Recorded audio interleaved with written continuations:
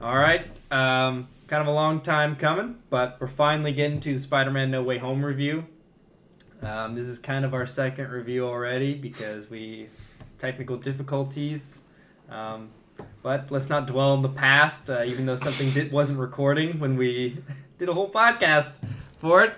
But with this movie, what do we think about the expectations and did it live up to it? Obviously, going into this movie, I think the expectations were at a level that, I don't think you'd be crazy to believe that there's no way it could have met how high these expectations were. But all in all, I'd say it was a great experience. I felt exactly the way that I was hoping I would when I went in and watched this movie. Even though it does have some minor flaws, as all movies do, I had a great time with this movie. It was, I can say, everything I wanted it to be and more. I like what you said there about the theater experience really making it, because that's really what we were hoping for, was the theater experience. Yeah. Because, I mean, we've been in theaters for, like, Avengers Infinity War, Endgame, even, like, The Force Awakens. Like, these are movies defined, I think, by their theater experiences. Mm-hmm. And so, yes, this movie does have flaws with it, fundamental flaws, but what we were hoping to get out of it, I think we got. It was an absolute crowd pleaser. Yeah. Definitely. Right, like, I think that's all we really were hoping for. And we're all in full agreement on this. I think this movie lived up to everything that was expected out of it, and absolutely more. I got more out of it than I thought I would, and I'm, above all else, happy with what I got. It was fantastic film. I mean, this movie has enhanced... This movie has done... I have never seen this done before, where a sequel actually enhances the previous movies everything in the that came trilogy. before it. Yeah.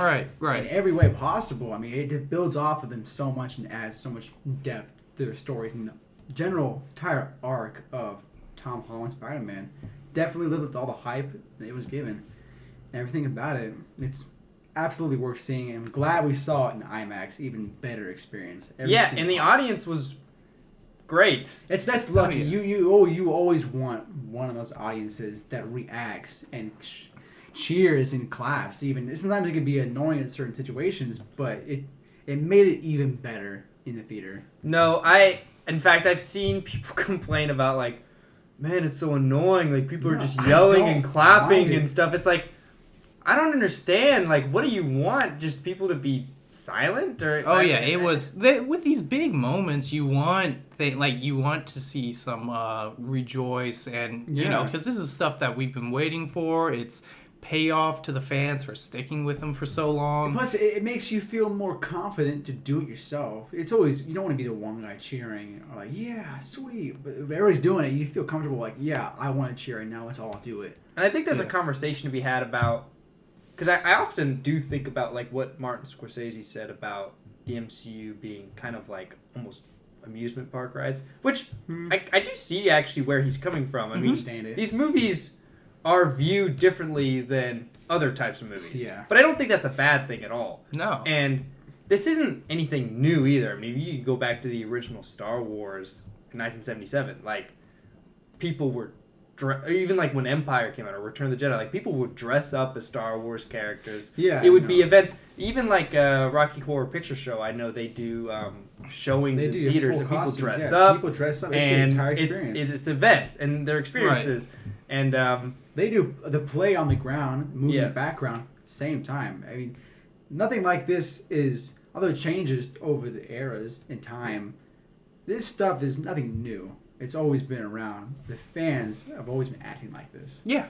Yeah, and so I'm not trying to get off tangents here, but it's also interesting that, like I said, like, this is nothing new. We're seeing that MCU movies and crowd pleaser movies are what people want to see right now. Yeah. But this is nothing new within Hollywood. Even in the early days of Hollywood, we're talking like during the Great Depression and stuff, the most popular movies at the time were like musicals.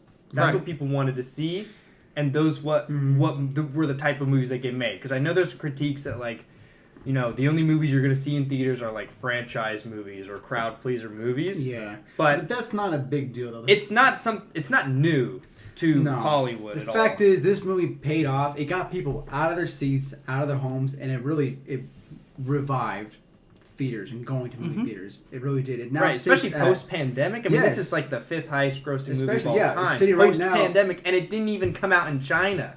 current gross worldwide is sitting at just $1,600,000,000 and still growing. And, it just goes to show, crazy enough, if you listen to the fans Yeah. and deliver what they want, they'll pay to go see your movie. Oh, yeah, easily. Yeah.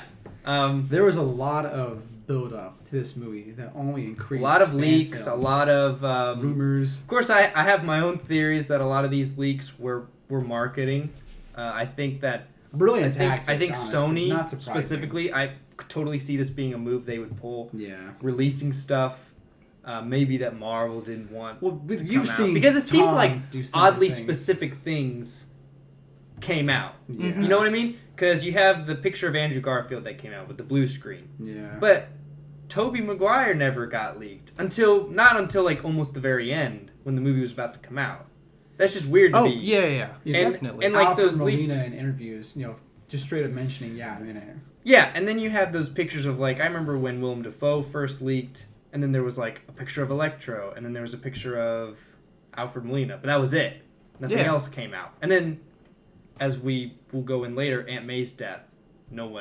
That didn't come out. Yeah. Right, so if there were just so many leaks in this movie, then, why wouldn't stuff like pretty big plot points of the movie get leaked? So I understand where that theory would come from. And I'd Yeah. say it's completely plausible. It's Yeah. very plausible, but above all else, even though stuff was leaked that ended up being true, I felt like the greatest moments of the movie that impacted the story and the entire franchise were not ruined at all. Oh, yeah, exactly. I Yeah. don't think any of the leaks took away from that first-time experience and Yeah. the excitement of any reveals that came along in this movie. We even characters we knew that were going to be in it, like Matt Murdock. I mean, even though we knew he was going to be in the Yeah. movie, it was still so exciting to see that cane pop up. There was still for the first plenty time. to be surprised by in this movie, Yeah. easily. Yeah, so this movie starts right where Far From Home left off. Mhm. So, And, right from, like, the song that they play, the movie just feels like it pumps into just go, go, go. Like, it just gets started and it doesn't slow down. Like, No, intense. just them swinging, and obviously we get the hilarious reveal of Flash Thompson that Peter Parker is Spider-Man, which, Yeah. we all knew was coming, but it was still awesome to see. yeah. Very quick paced. Mhm. It takes off immediately. The first 30 minutes of this film, just go, go, go, like you said. There's no stopping. Yeah, because damage control gets involved. Mhm. Our characters are arrested. It's, interrogated. legal lawsuits, yeah, they're getting questioned. And then Yeah, that's how we please. get Matt It Murdock. leads into one of the great reveals of the Yeah. movie. Which, I love the Matt Murdock scene. I love everything about him.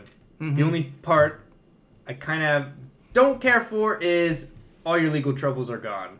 Yeah, that did seem like a quick and just easy way to like brush that off when really, I kind of wish it did have a little bit more of an impact because, he's being framed for murder. That's pretty Yeah. serious, and that seems like just a quick like throwaway thing, but I mean, it did give us the introduction of like Matt Murdock in an actual MCU movie, and I was happy to see Charlie Cox back, but yeah, I do kind of wish that wasn't so disposable and tossed out. And that's perhaps, there's a lot of expectation that the plot could have been a lot more.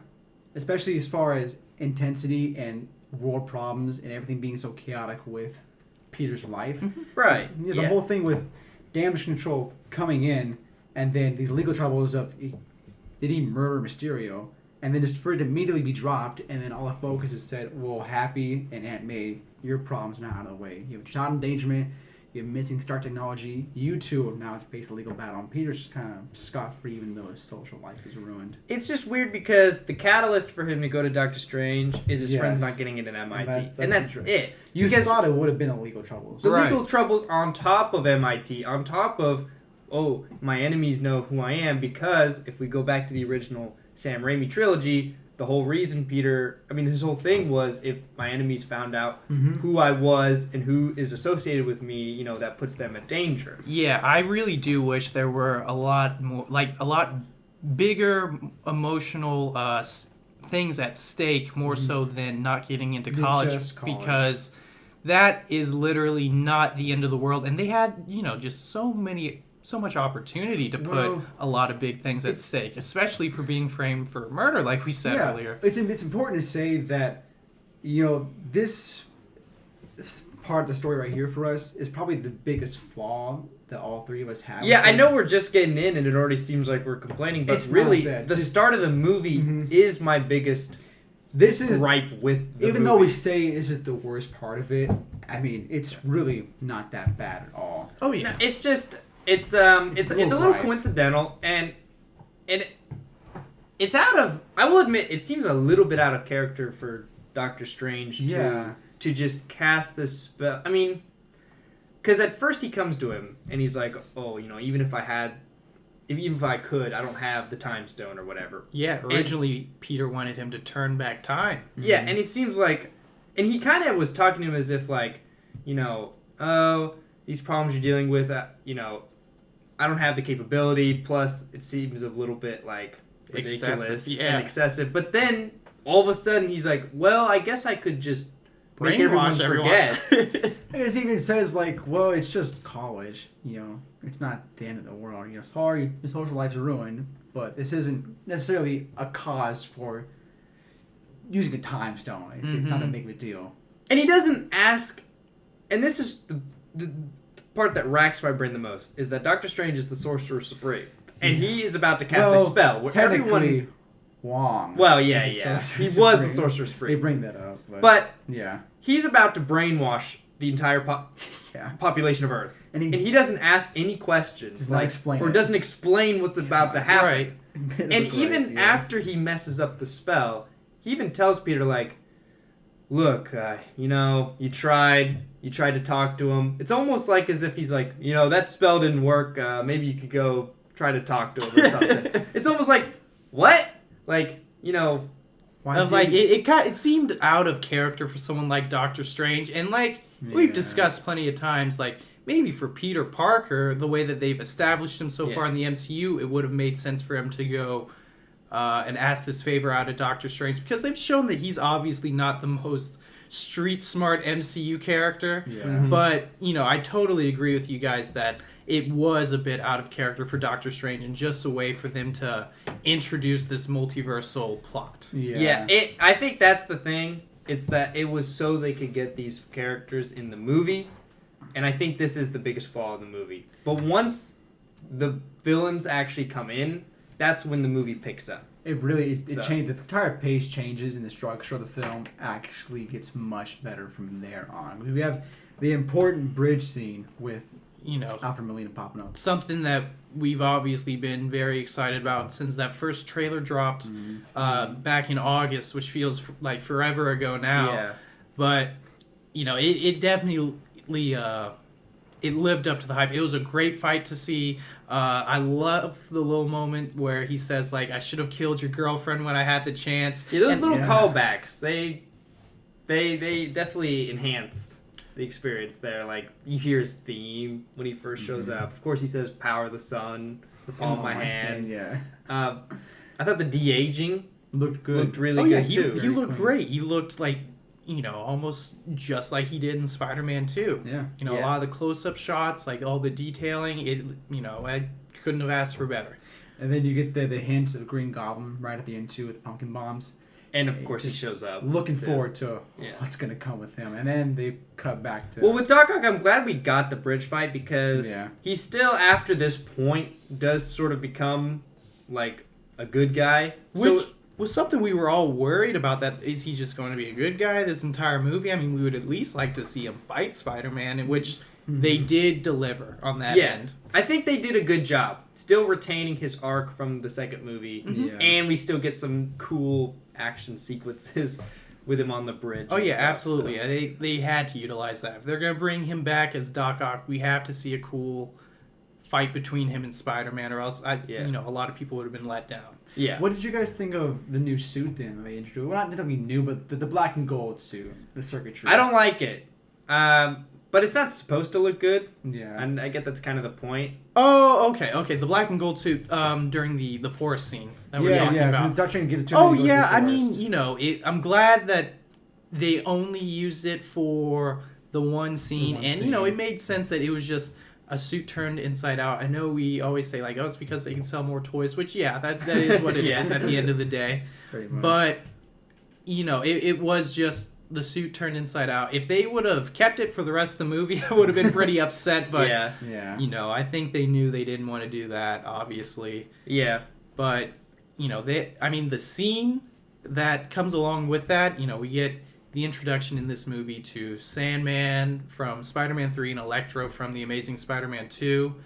And I love when Electro first shows up, we get like just like the past two villains that showed up, we get his theme, which was, it was nice to hear that again. Them just basically dubstep. Yeah. yeah. Very briefly. Of course, we get Sandman. Kinda. We kind of get Sandman. I mean, he's just CGI. Thomas Hayden Church does voice him, but gotta be honest, I was a little disappointed not to see him in the movie. Out of all of the characters from the other franchises that they brought back for this one, I'd say the one that I thought they could have definitely handled better was Thomas Hayden Church's Sandman. I wanted to see more from him, and it's the straight CGI only the entire movie, and then the reused footage. I thought they did him probably the worst of all the villains. He deserved more. Granted, I was still happy to I was still happy to see him back. I was still happy to hear his voice again. I mean, it could have been better. But it was a scheduling conflict. Yeah, but at the end of the day, what are you going to do? But, I mean, it's something we can't just ignore. I feel like we have to acknowledge. Yeah. Besides that, though, I mean, the introduction of Electro, I thought was impressive. I thought they hinted at and they showed, they paid homage to TASM 2. Mm-hmm. They showed his blue form. But then they revamped him completely. He came out. Fade. He got fade. Got the yellow now. He got his body back. He's got a goatee instead. Yeah, he's he looking nice. nice. He's looking he's looking slick.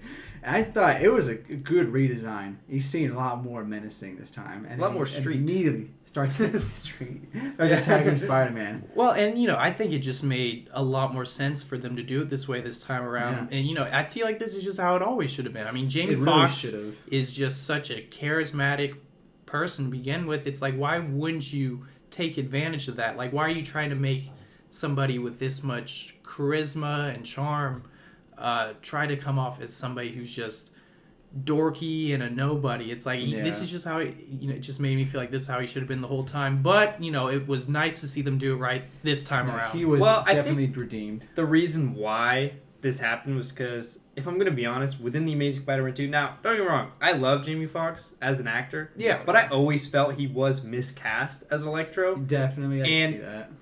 It really felt like they cast him because he was a big star at the time, and I think that's why they didn't utilize his charisma within that original movie. Okay. So I think with this one, they realized, like, we can do more with Jamie Foxx, and so that's why they changed it, I think. I was quite happy with his performance in this movie. Yeah, me too. He had, in my opinion, some of the best one-liners and, like, comedic moments among all the villains. I hate the woods, butt ass naked. Be careful where you fall. He was hilarious in this movie. Mm-hmm. Yeah.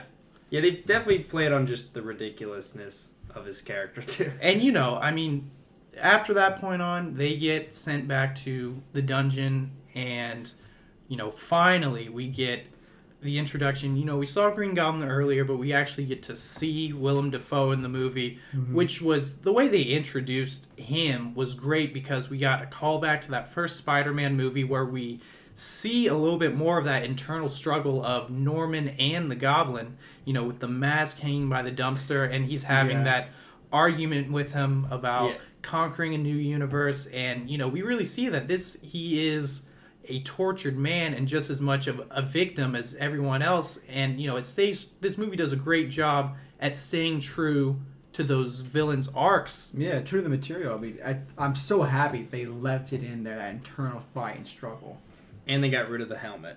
You can tell. Didn't mind it. Yeah. They were itching to get rid of that helmet, but I am happy that they at least showed it in the beginning and acknowledged what came before and paid respect to it. Well, because it's important we mention that, Willem Dafoe, part of what makes his acting so great is just his very facial presence on screen. And his movement is He just looks like a goblin. Looks like a goblin. He looks threatening, even without the mask. You don't even need it. Yeah, that's the thing. He has just a creepy presence to him when he wants to be, and that's the thing. If you have someone that perfect for a role of Green Goblin, why would you let a silly mask like that get in the way when you have all that potential in what he's capable of through his acting? Yeah. And what starts as a mission to just send him back, the not a problem, just, Peter, this is your job. Fix your screw up. Scooby-Doo. This shit. Instead of crap. Thank God it wasn't crap. Thank you for changing that, guys, at Marvel. But suddenly, a lot less cringy. I was about to start a petition, if I'm going to be honest. Shouldn't have been crap. But great, the decision that... So, of course, Doctor Strange wants to send these mofos back because they're causing a ruckus and they don't belong here. But it's multiversal trespasses. Yeah. But it is... Yeah, he visits Aunt May, who... Her moral mission, as Norman calls it later on in the movie. Yeah, he's stealing the donuts. Oh yes, which was it was a very funny scene. Yeah. Especially because it's non-focused. There's a very serious conversation between Peter and Aunt May going on. But if you look, you can see Norman, grab some snacks. I liked the scene of him just talking about just how scared he is, like in the universe, like people are living in his house. Where's Oscorp Harry? doesn't exist, Where's and my then son? just the reference to his son, and I thought that was a really Right. Yeah. touching it's nice reference. to see he is a victim, just as all of these villains are. And dare I say, I think they really touched on that side of him a lot better in this movie than they even did in that first Spider-Man movie. Which I loved him in that first one, but I really think they just got it down a lot better this time around. Well, it really adds to the emotional resonance with both the villains and then what Peter then chooses to do next with, okay, I'll save them. Which is such a Peter Parker thing for him to do. Because Doctor Strange just wants to take the easy route and get rid of them and send them back. Well, if you look at both of their perspectives, I'd say they're both right in what they want to do. You know? Doctor Strange is worried about the fate of reality, and he knows. I'd say he knows a little bit more about this stuff than Peter does. He knows he does, and he should know better, and that's why he never should have cast the spell to begin with. Yes. Yeah. Because he knows the full consequences of if you don't get this right in the slightest, you're gonna doom so many more people. Yeah. Kind of like when he screwed up Peter. Yeah. But regardless, your goblin gets sent back to dungeon, and then you get a great fight that was unexpected. Well, leading up to it, you do see their moralities clashing, and you get that great build-up theme where you start to hear like the Doctor Strange theme, and then just it intensifies and gets louder and louder. I love that shot because you could see just Tom Holland's face, the conflict he's having within himself, and just the music and just the way that overall just shot was done. I really like. It's a good movement of the fight from the dungeon to outside, and then to get to the mirror dimension. Really cool. What do you think? Doctor Strange is at his most powerful in this place, and yet because he's the most familiar with Peter uses math to defeat him. And that was cool because Parker Peter using his brain. Yeah. That's one of the things that is probably most important to the character of Peter Parker is his intellect, and this movie, in a lot of instances, does show that more so than I feel like the two that came before did. Yeah. And I was really happy that they went that route with it. Yeah. But obviously, that fight was it was awesome to see. Something that I never thought we'd see. Spider-Man and Doctor Strange fighting in the mirror dimension. And, I love when they can just fit cool scenes like that in there, that these cool hypothetical, like, what if this happened? And it was, it was some great payoff. Well, the MCU's always been good about that. They find interesting ways for characters to, like, interact with each other that you just don't expect. Oh, yeah. Yeah. So it's a big strength of theirs. It is. So he traps Doctor Strange, and now it's time to, I'm going to save him. I'm going to cure him. Well, it's going to happy.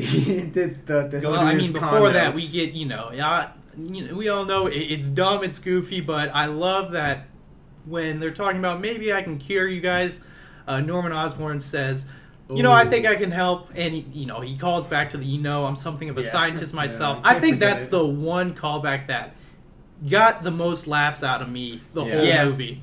We love a good meme every now and then. So. I think really funny moment. So them entering the apartment and then Happy's on the security cam. Yes. Who are these people? He's like, guy made a Happy does his best Tony Soprano impression with that one. Cyborg. I don't know why I found that so funny. We haven't even mentioned Lizard yet. He's in this film. Oh, is he? Talk about because he's already captured. Doctor Strange gets him from the sewers. Mm-hmm. Yeah, because we've talked about like where were they pulled from, each of these villains, and they discuss it amongst themselves, really. Because Lizard, as Doctor Strange mentions, how he fought him in the sewer. If we go back to the Amazing Spider-Man 1, that's when he finds out Peter Parker's Spider-Man because of the camera. So that would make sense there. And as we know, Doc Ock talked about how he had his tentacle around Peter's throat, and that's when he found out he was Peter. Off, And we can be left to assume that Goblin got pulled shortly after the Thanksgiving dinner when he notices the cut on Peter's arm. Mm-hmm. Yeah. And, I've heard an interesting fan theory that, because a lot of people have been pointing out, well, Electro never found out Peter Parker was Spider-Man, but one excuse I've heard people make for the movie is, and you know what, I'll just go with it, when he was up absorbing data, he was in the grid. He was in the grid. That maybe somewhere in there he was able to find out that Peter Parker was Spider-Man, which I don't know if that would happen, but for convenience sake, sure, why not? They even as good a reason as any. Yeah. At the end of the movie, though, they have a conversation we bring up. It seems like he did not know. Well, maybe Parker, but for plot's sake, he knew his name. He just didn't get a picture of him. That's it. Yeah, but maybe he thought he was a black guy. Besides that, Lizard is in this. They were all poor from a certain point. Goblin's only one. Who knows when Sandman was pulled? I guess Nobody right knows. when I would he found imagine out. right when he tells Peter the story about Uncle Ben. Yeah. That's that, but could be. It's all plausible. I'd say that's how it could happen. Of course, this doesn't matter that much, but it's fun to think about, though. Oh yeah. But we get to the stage where now we got to cure him, and they start with Doc Ock first. And, more of showing Peter's intellect. Yeah, we do. Yeah. I love you get a scene with Goblin and Peter making the thing, the bag of Doc Ock's neck, the chip to fix him. Yeah.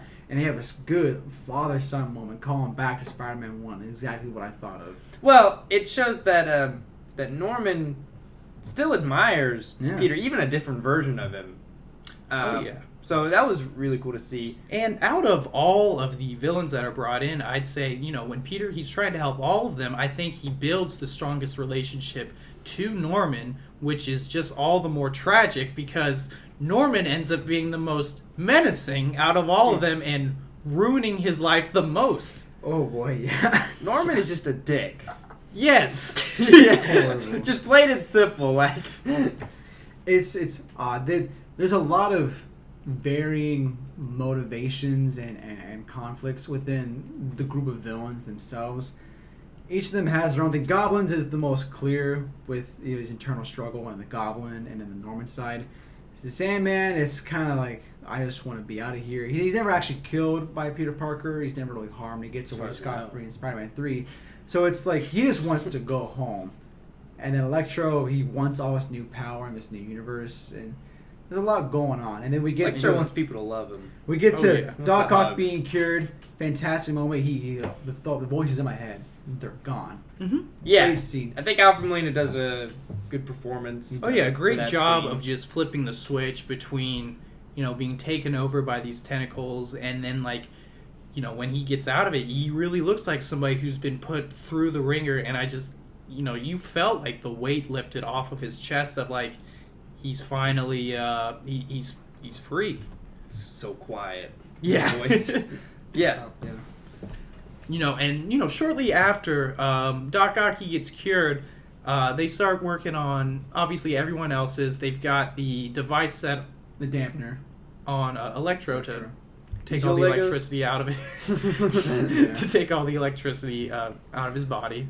Well, as he states to him, not all the electricity. Yeah, because you still need some electricity for your brain to work, and I don't know why he was explaining all that. And then you get this scene where Doc Ock, he says to Norman, he says, "How does it feel, Norman? You're finally going to be whole again. No more darker half." And then when Norman says, "Just me," I think that's really, for me, when I first saw it, started to wonder, like, oh no, is Goblin it saying Norman just or me? is it Goblin Yeah. talking? And then, we get the great spider sense scene that shows up, and I think it is one of the best, probably the best, like, utilization of his spider sense in any of the Spider-Man movies. Because it was different than normally, because it was prolonged, because it was literally his spider sense activated, like, as Norman is transitioning, like, to Goblin. It's a great moment. The audio quiets down. It's just Tom's face. He's looking. He's in a room full of these villains, and it's a one shot. Oh, great! And you see, and you're wondering what's happening, who's going on. I was thinking in the theater, who is it? Which one is about to act up? And while all this is going down, J. Jonah Jameson is actually tracking Spider-Man down, trying to get incriminating footage of him. So at the same time, we're wondering, does it have something to do with that? You can tell something is about to go down in this scene. Yeah. And then you see him web Goblin's hand, and then suddenly the smile cracks out, the laugh brings in, and Willem Dafoe, he's just able to snap from one character to another. Steals a scene. Really, every time he turns into Goblin. Yeah, from this point on, he absolutely just steals the show when it comes to performances out of this whole movie, and he just proves why he is so perfect for this role. Yeah, this is the best moment of his, I think, is this sequence. Oh yeah, when he's all the other villains fuck off. You see, Goblin has a great mini speech there where he goes, I see Aunt May turning you into this moral hero. Yeah, her moral mission. Her moral mission. How to do the right thing.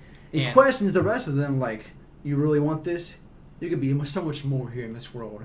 Specifically looks at Electro, because, he's the one on the edge. These are gifts. And these are gifts we have, and then Electro tears it off, and then all hell breaks loose. They all start fighting, Doc Ock and Electro, then Sandman dips, they all leave. And they throw Doc Ock out the damn building. And then it's just a little... Peter gets the ass whooping of 2021. Goblin and, is just all the things he's saying to him, like, strong enough to have it all, too weak to take it, and gritty. Like Peter's punching the hell out of him, and he's just laughing. They're falling through floor after floor. That apartment, suplexing. After an amazing suplex, which I'd like to think. I think he should be in the WWE Hall of Fame for that one.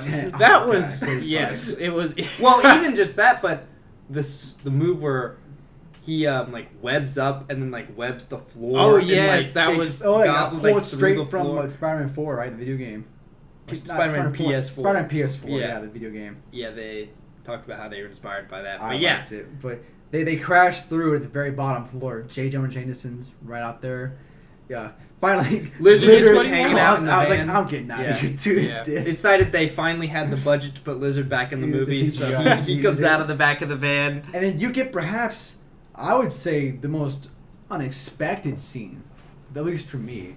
Yeah. Oh yeah. I don't think any of us, despite everything that had come out about this movie on who was going to be in it, I had heard things about possibly Ned or MJ dying. I thought if anyone close to Peter was most likely to take the, bite the dust, I thought it was going to be Ned. I never once seriously thought that Aunt May would be the one close to him to die in this movie. But the way they handled it, it was really well done, very emotional. It was a tear-jerking scene. You got Goblin doing that. Well, she gets hit by the glider at first, and Ethan says he had the double tap. First reaction is, well, she ain't getting up from that. I mean, yeah, and she does, and then you think, well, it's an MCU movie. Nobody really dies in these things, but Goblin. First rule of Zombieland is you double tap, and he throws one of those bombs at her, and she's gone at that point. And it was right when she said the famous lines, "With great power comes great responsibility." It's when I knew, okay, she ain't gonna make it. Well, and another, it was Tom Holland. He really kills it in this part. Like the performance he gave, he just genuine sorrow, and also I don't know if you guys noticed this, but something that he says in that scene when he looks at May and he says, "Oh, it's okay. It's just you and me," was actually, I think it was a nice little callback to Spider-Man Homecoming in the scene where they have that big blowout in the apartment when she says, Peter, you have to tell me what's going on. I know you sneak out of this place every night. Tell me what's happening. And she says to him after that, it's just you and me. Lay it all out. Yeah. That's. I didn't notice that the first Neither time. did I, So yeah. that was a clever Great point to bring And callback. that just adds, so much more to it. And then, one thing leads to another. He flees out of there, and we get just a beautifully done sequence of just a scene that seems like it's torn right out of a comic book. If you guys want to elaborate more on Well, that. before that, when Damage Control arrives to arrest Happy and all that, Oh, yeah. I did feel that the scene could have had even more weight to it if Damage Control was out for Peter. As his discussed before. his legal issues weren't resolved. Right, And he's right. been on the run the whole And out for time. murder, yeah, they're still looking for him, hunting him. Because I think if you added just that extra bit, that is just everything is coming together, is falling on his lap basically at once. Yeah. And just think it would have added. I think a it would have little more weight. strengthened the whole scene, and then everything crashing down on him. Yeah. He was trying to save these people. Everything went to hell, and then suddenly Damage Control is here too, hunting him. I mean, everything's going to be worse and worse. Oh, no. I think you guys are absolutely right. I mean, even though, I absolutely love, what they the did, scene was yeah. to begin with. But, that definitely, I think, would have enhanced the stakes a lot more. And also just, it would have made everything seem more just at an all-time low for Spider-Man. Yeah. But, it did already feel like an all-time low. And, going back to what I was saying earlier, we get a scene that just looks like it's torn right out of a comic book, just really well done. You just get that shot of Peter Parker standing looking at this big screen of J. Jonah Jameson, J.K. Simmons doing his classic Spider-Man slander, but it's just, it's a heartbreaking scene. It's just, well shot. It is. That is my favorite shot despite in the entire movie. trying to do the right thing. Well, it's like what Green Goblin said in the original. Despite everything you've done for them, eventually they'll hate you. Exactly. That Yeah. that is just such a Spider-Man moment right there. Just as definitive as you could get to the character. Even more than his silhouette with J. Jonah Jameson in the background on the giant NYC screens. I love the shot where it just zooms in up on Tom's face in the rain. Yeah. And he used just so much emotion in just his face. There's no words said. It's a clear rain in the background shot. It's heart-wrenching, in my opinion. It got me. I say, without a doubt, out of all of his performances as Spider-Man, I think it goes without saying he delivers his best one in this movie. Mm-hmm. But, of course, we have to get to the next moment here. The important one. Because, Before we get to biggest that, one. yeah. the movie already does a good job at just wrapping us up in what's going on and getting us so invested into the plot that by the time, the two big ones show up, it's like we already cared enough about the movie to where by the time they got there, it's like, oh yeah, they're in this movie too. You forget, yeah. Yeah. Which, was exactly what I think all of us wanted from this movie. It's what it was needed to be.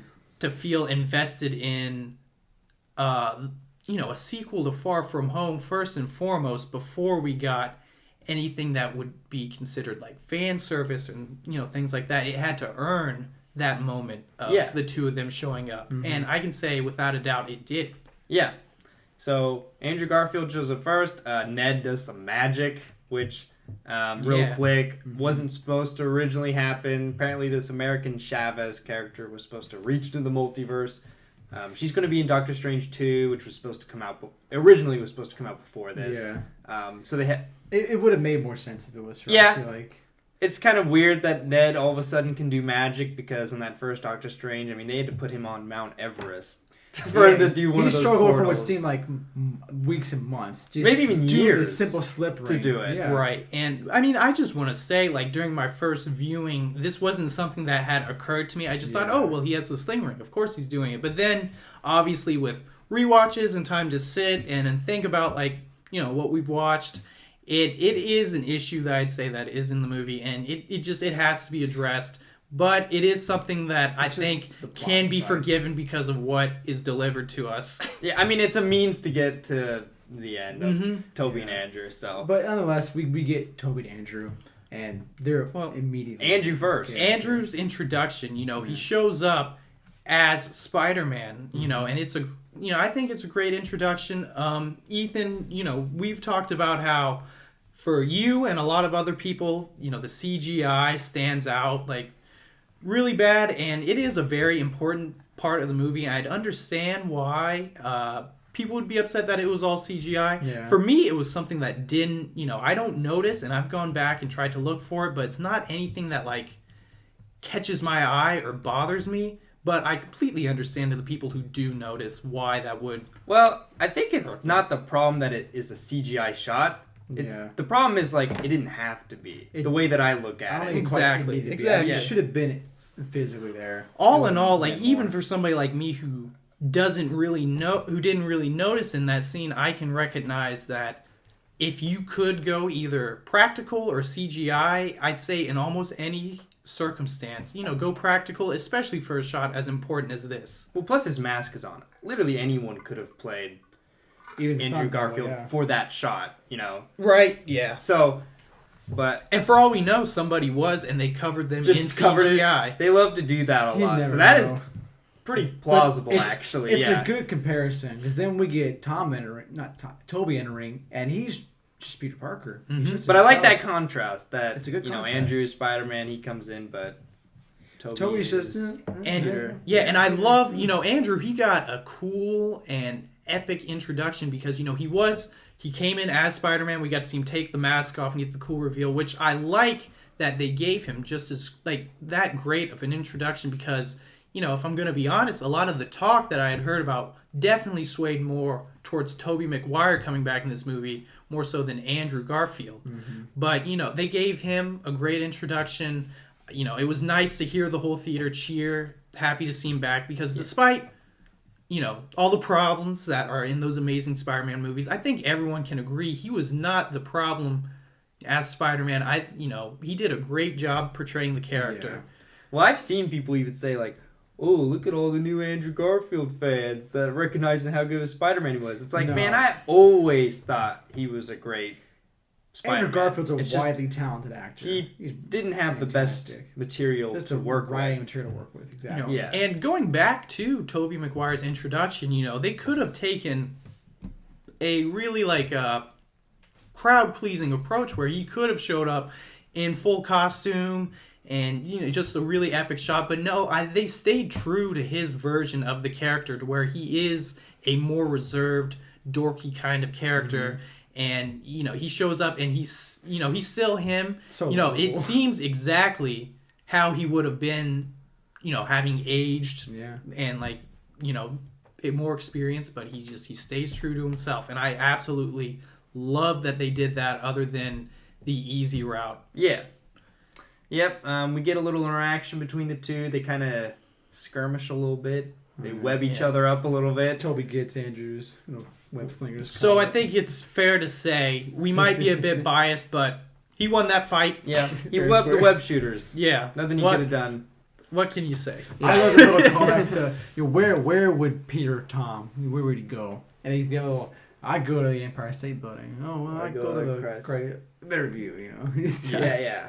You already see the little conversations, and obviously that was just a dream come true. Seeing Tobey Maguire and Andrew Garfield talk to each other, and we'll get more into like what it really means for the contrast of Peter Parker for Tobey Maguire and then Spider-Man on Andrew Garfield's side. But right after this, we find Tom Holland right after the events of Aunt May's death.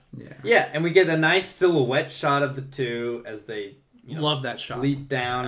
That's a great shot. We just get this whole scene as just like a bonding moment between the three. They both share experiences, and we get to learn more about Andrew Garfield, what he's been up to since the last movie, and how he's become bitter.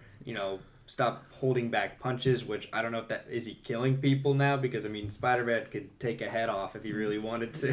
Which a lot of people have talked about how they would have liked to have heard more about like what Tobey Maguire has been up to, and they were wondering why they didn't go that route, even though they did with Andrew Garfield. And I thought it worked really well, because the way that those movies left off for Andrew Garfield was, I'd say those. So before we get into the actual, the main conflict and battle of the story, I want to take a moment and talk about the costuming of each one, because Andrew and Toby especially looked like they were pulled right from their universe the day they left. Costumes look pristine. I mean, that both of them are practical, but Yeah. Tom Holland he's been CGI'd over. Which was weird. I wish they wouldn't do that because, from some of the leak behind the scenes set photos, you see he is wearing the red and black suit, which I wish they would have kind of just kept so it would look, just more authentic and more, just more in line with like Toby and Andrew, because it really does stand out when he is the only CGI'd suit out of the three of them. Next to them. Yeah. And it's almost a disservice to the costume designers even because that. they make this great looking practical suit.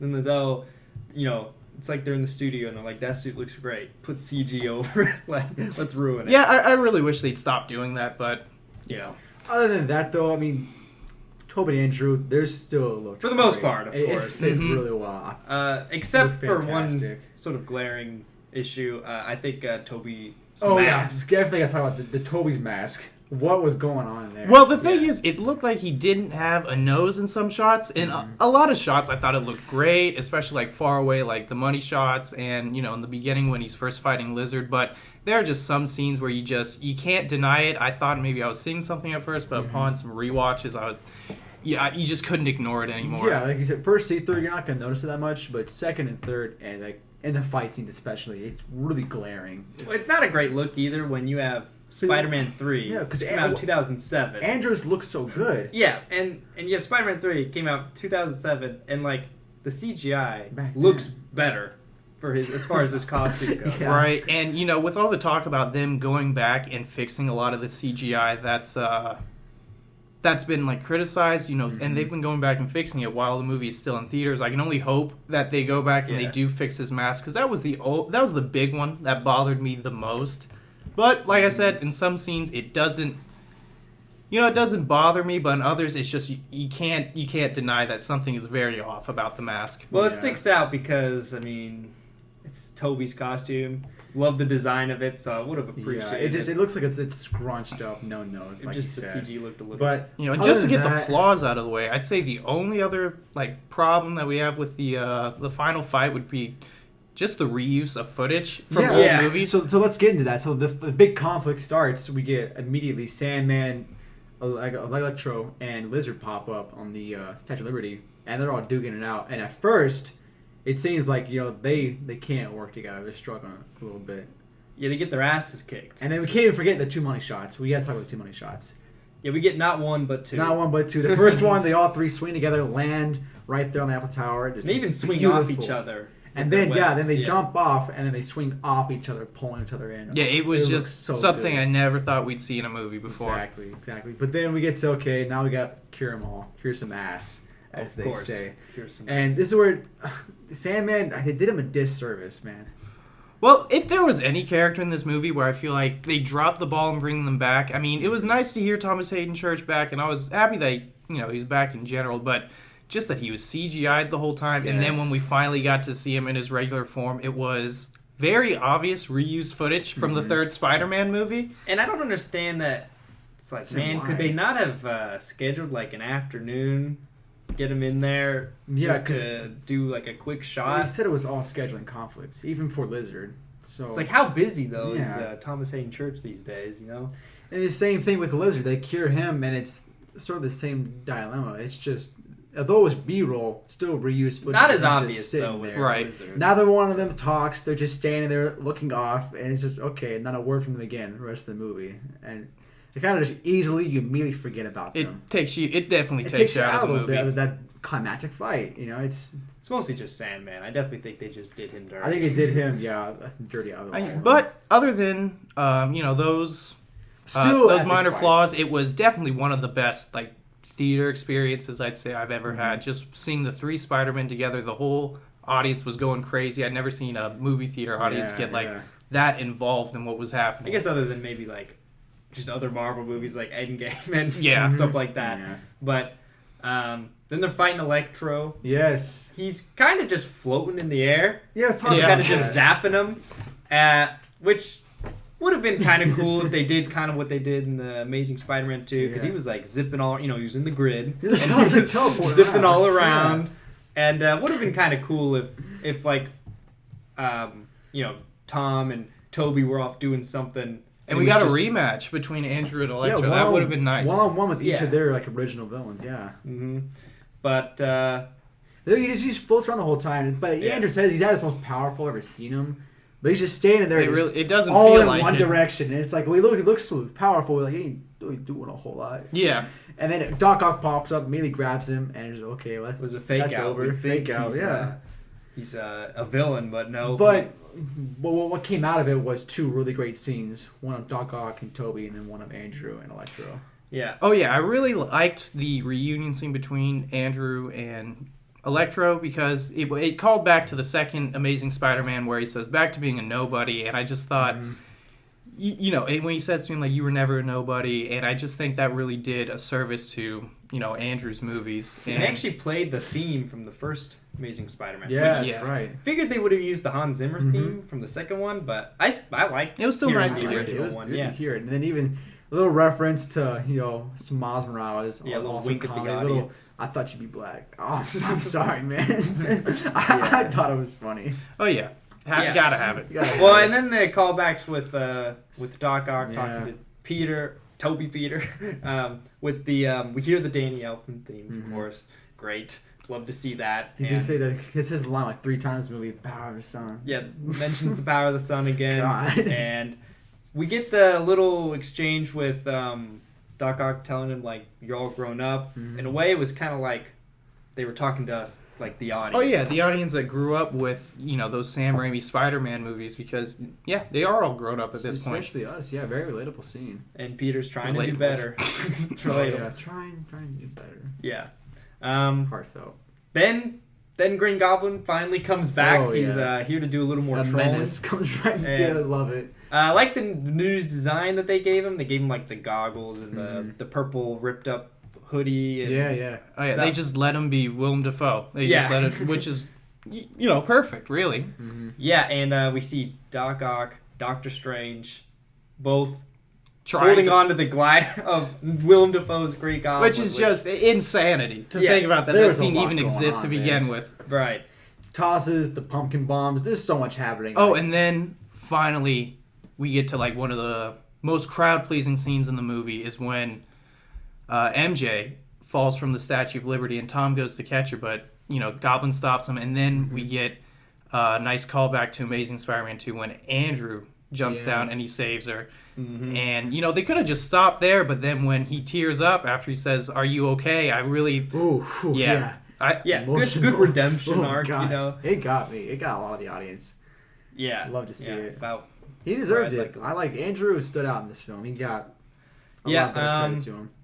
Tom, he's holding onto the glider. It's a little silly because like Norman's like flying and he's like beating his glider and he's not even like acknowledging. He kind of just looks to him and then he takes that bomb and blows up the glider. They fall on the shield where we get a pretty tense rematch between Tom and Green Goblin, and this time, you know, he's kicking his ass. You know, Tom's kicking Green Goblin's ass.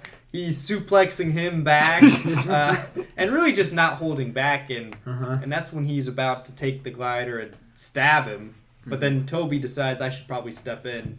Which I thought it was perfect that Toby was the one to go and stop him, because you see kind of the path that Toby went down in his movies where Norman being killed had major consequences for him throughout like the rest of the trilogy, and also it just goes back to what he was saying about you don't want to kill people, and that he's been down the road before of getting what he wanted and it didn't make anything better. But at the same time, I could have seen, like, even if Andrew stopped the line, I think it would have been equally as fitting because of what he said about not holding his punches and not wanting Tom Spider-Man to end up like him. But in the end, if I had to pick one or the other, I'm glad that it was Toby to step in. Beautiful, beautiful scene. I love just the music dies down. There's no words said. It's just a look on both of their faces as they gaze at each other. And it's like, you don't want this. Right. And then you get taken out of it a little bit, we all must admit. With that bluff for the stab in the back. You know, you think... Is this Toby's end? They just play it off really nonchalant. It was a pretty cheap move on their part. I think one could argue he would have saw that coming. I mean, even in the first Spider-Man, when those blades that glider shoot out, he like realize it's coming to dodge it. Yeah. So I think it was it kind of as great as the scene is where he's holding back the glider, kind of ruins it a little bit when he just gets stabbed. Kind of kills it a little bit. Could have been a lot better. I don't know why they really did that, but the multiverse is opened. So many Easter eggs coming through. All the references. You need to pause this when you get on DVD. You need to pause this film, go through all the Yeah. Easter eggs, look at all the silhouettes of every character. As that spell, that box blew up, Doctor Strange just trying to contain it. And then you get, after the fight with Goblin, a really great moment of just Tom and Doctor Strange going, what are we going to do? And then you like, what's going to come next changes the course of the history for Tom's entire life as Peter Parker. Well, something I wanted to mention too, when they cure Green Goblin because Andrew throws the cure and he stabs his neck, and so Norman's back, and the first thing he acknowledges Tom's Peter, but not Toby, who's been right there. I mean, that's his universe's Peter, right? It would have been nice to have a little bit of interaction between the two of them, because that's the first time he has much. seen Toby's Peter as throughout this whole when he's movie. not Goblin. Yeah. So. Yeah, it would have been nice to have gotten an interaction between them. They kind of just sat there like, well, you got me, I'm cured. Yeah, he's He been didn't stabbed talk. before, Yeah. I guess. Well, you get a good shot of Toby and Andrew, like, arm over his shoulder. And a hug. Yeah, Oh, too. yeah, you gotta And the have three, that. yeah. You had to have it. I love So that. Tom's saying his goodbyes because they decide that the way to solve this is for everyone to forget about him. And which was nice. I thought that was something that Spider-Man would do in that situation. I thought that him saying goodbye to Ned and MJ was really nice sweet. too. And and they took us for a surprise with what he said to them of, I'm going to come find you and I'm going to make Convince you you, remember yeah. me.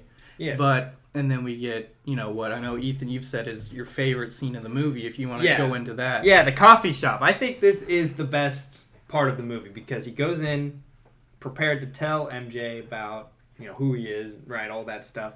And the first thing he sees is just how well Ned and her are doing without him. That's the very first thing he sees, really. They got into college, yeah. Yeah, and then he sees the Band-Aid on her head, and there's the line, just doesn't hurt anymore. I think that was definitely, her talking about just her life, knowing Spider-Man, or being involved, with that kind of stuff. And he physically sees, the pain he's causing in others. Well, and I'd say that was definitely, the course of his arc throughout this whole trilogy to where it takes the turn of, when he's going in and rehearsing what he's going to say to her, that's something that Peter Parker, yes, he would have done throughout the first two movies, but now that he has definitively become Peter Parker and Spider-Man in this whole trilogy, in a genius way, was all just an origin story. Now Whole trilogy. Well played out. It makes watching the other two that much better. That it's actually an entire arc, just his origin. It's honestly genius. Yes. I don't think I would have well come done. up with this myself. We I don't were know not if it was smart enough to see it. Well, yeah, I don't know if this was their plan from the beginning. Right. Probably wasn't, but I'd think say it worked. They John listened Watts, to the yeah. fans and criticisms that some people had with the movies, and they took the best of both worlds. I think they did a good job on satisfying people who were fans of the first two movies, and all as well as satisfying others who thought there was too much added to Spider-Man's story. It leaves you wanting and hopeful for what's going to come next, because you see him in his crappy apartment. You almost imagine he's in the Mr. universe, and Dickovich is going to yeah. pop out, ask for rent, and you say his life is shit. If he's trying to get his GED, and then he makes that costume, the brand new one, just from scratch, and it's beautiful. It looks really comic Perfect. accurate. Yes, perfect.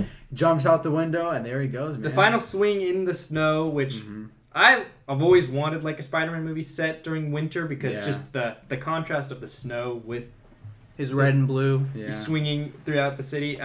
We didn't talk about the cemetery scene, which I thought was a nice we moment should between go to him that. and Happy. The Emmy's grave. Right, and that just kind of exemplifies more on just how he's definitively become, just the classic version of Peter Parker when, there a brief reference of Tony Stark gets brought up and just talking about everything that they stood for. Is it gone? And he's just saying no, we'll keep it going. And I think that's him remembering just what she said, the great power comes great responsibility, and also just, going back to what we were talking about, how the fan service actually serves the plot, basically everything he had learned from, the two older brother Spider-Men, and just kind of just showing him what it means to be Spider-Man. Yeah.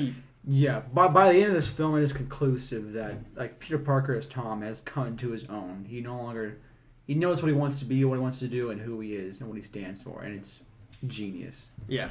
It works very well. And that's the movie. So, and then obviously the two after credit scenes. Right. Yeah, How did we forget? First of all, they did bring in Tom Hardy's Venom from the two Venom movies, which I don't think any of us are huge fans of. Just to take him out. Not Which, quite. But thank you I'm for glad taking him out. it was a quick. It didn't need to be in the movie long. It was just a quick end credit scene from Let There Be Carnage, and in this one, and all it did what it needed to do. He learns of Thanos. Yeah, it left the Venom symbiote there, and he was gone. And which honestly, I'm excited to see where that liked goes. it. I think everybody's wanted to see the symbiote in the MCU for as soon as Spider-Man entered. I was possibly worried if Venom was going to be in there a lot, have a much larger role in the movie. I was like, I don't know if it's going to work with Tom Hardy's. Just because I don't want those movies to be connected really in any way. But they handled it well. This. It's just a symbiote. It's a little clip. He's in there, and he's in the universe now. And like the hive mind even they talk about. Yeah. And then the other one, we get the Doctor Strange Multiverse of Madness trailer, which good trailer. It's going to be It looks directed by good, Sam Raimi. I can't wait to see what he does with the movie. And obviously, there are a bunch of rumors going around that we want to get into in another video. Yeah.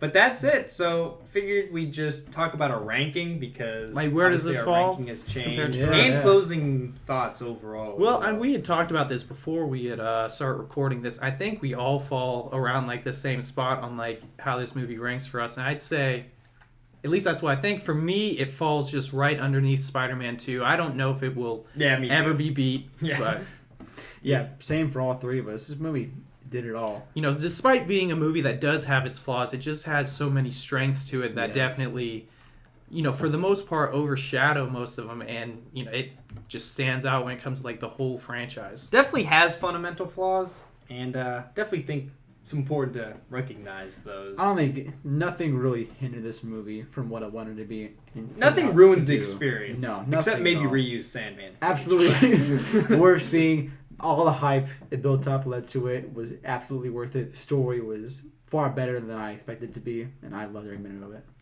Yep. All right. Well, All right, well, that pretty much wraps it up. thanks for watching.